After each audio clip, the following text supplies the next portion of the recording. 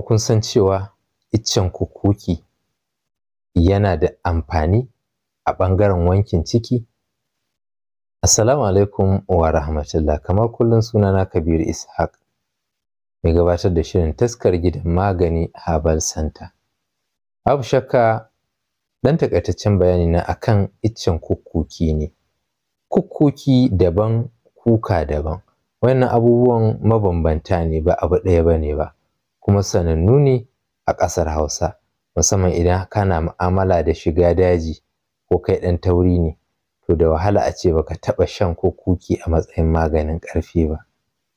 To shi dai wannan kukuki, ganyensa ana amfani da shi ne wajen wanke ciki. Mutumin da yake fama da yawan tsartar da yawu ba tare da dalili ba, yawan kumburin ciki, yawan tusa, yawan ciwon ciki akai-akai, yawan tashin zuciya, ko kuma ciki ya riƙa ƙugi yana ƙara, to hanyar da za a magance wannan cikin sauƙi shine a samu ganyen kukuki tare da garin 'ya'yan kalgo, a haɗa su waje ɗaya.